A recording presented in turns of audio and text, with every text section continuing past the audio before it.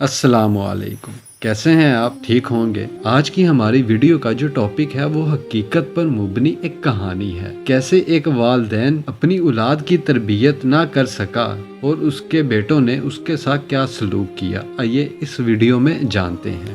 وہ خود ایک اعلیٰ عہدے پر فائز سرکاری ملازم تھا۔ اس کے 3 بیٹے تھے۔ تینوں سونے کا چمچ منہ میں لیے پیدا ہوئے اور شاہانہ زندگی گزارتے رہے۔ وقت تیزی سے گزرا اور اس کے نام کے ساتھ ریٹائرڈ لگ گیا۔ عہدے کی مدت ختم ہوئی، ریٹائرڈ ہو گئے اور اب زندگی کا سفر انتہا کی طرف چل پڑا۔ بیٹوں نے باپ کے عہدے سے خوب لطف اٹھایا۔ کہتے تھے، ہمیں کیا فکر، ہمارا باپ 22 گریڈ کا افسر ہے، ہمارے کام خود بخود بنیں گے، اور بنتے بھی رہے۔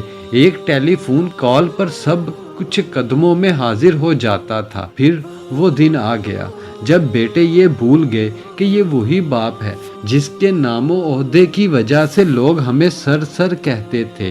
باپ کسی بیماری کی وجہ سے چلنے پھرنے اور بولنے سے معذور ہو گیا۔ بیٹے کہنے لگے، اب تو باپ کی کمزوری دیکھی نہیں جاتی۔ ایک بیٹے نے کہا کہ ابا کی جائیداد و مال کی تقسیم کرتے ہیں، نہ جانے کب مر جائے۔ اب تو شرم آتی ہے بتاتے ہوئے کہ لوگ کیا کہیں گے۔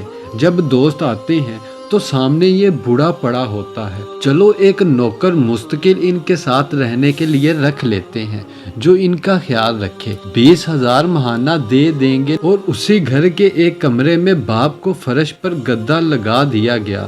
نوکر کو کہا کہ اس کا پورا خیال رکھنا، ہمیں کوئی شکایت نہ ملے۔ بیٹوں کی شادیاں ہوئیں۔ ایک نے گرمی کی چھٹیاں گزارنے فرانس کا پروگرام بنایا اور دوسرے نے لندن اور تیسرے نے پیرس کا، اور ہر جگہ اپنا تعارف 22 گریڈ کے افسر کے بیٹے ہونے سے شروع کرتے۔ نوکر کو تاکید کی کہ ہماری 3 ماہ بعد واپسی ہوگی، تم ابا کا پورا خیال رکھنا اور وقت پر کھانا دینا۔ جی اچھا صاحب جی، سب چلے گئے۔ وہ باپ اکیلا گھر کے کمرے میں لیٹا سانس لیتا رہا، نہ چل سکتا تھا نہ خود سے کچھ مانگ سکتا۔ نوکر گھر کو تالا لگا کر بازار سے بریڈ لینے گیا تو اس کا ایکسیڈنٹ ہو گیا۔ لوگوں نے اسے ہاسپٹل پہنچایا اور وہ کومے سے ہوش میں نہ آ سکا۔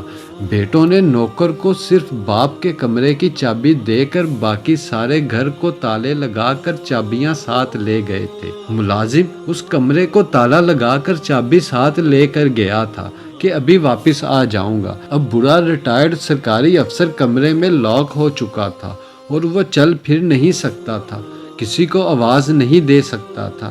لہٰذا 3 ماہ بعد جب بیٹے واپس آئے اور تالا توڑ کر کمرہ کھولا تو لاش کی حالت وہ ہو چکی تھی جو تصویر میں دکھائی دے رہی ہے۔ محترم خواتین و حضرات، عبرت کا مقام ہے یہ واقعہ ہم کس طرح اپنی اولاد کے لیے حلال و حرام کی پرواہ کیے بغیر ان کا مستقبل سنوارنے کے لیے تن من دھن کھپاتے ہیں اور زیادہ سے زیادہ دولت جائیداد بنا کر ان کا مستقبل محفوظ کرنے کی کوشش کرتے ہیں، اور سوچتے ہیں کہ یہ اولاد کل بڑھاپے میں میری خدمت کرے گی۔ اعلیٰ ترین غیر ملکی اسکولوں میں دنیاوی تعلیم دلواتے ہیں اور دین اسلام کی تعلیم دلوانے کو توہین سمجھتے ہیں، جس میں سکھایا جاتا ہے کہ والدین کی خدمت میں عظمت ہے، ہر انسان جو بوتا ہے اسی کا ہی پھل پاتا ہے۔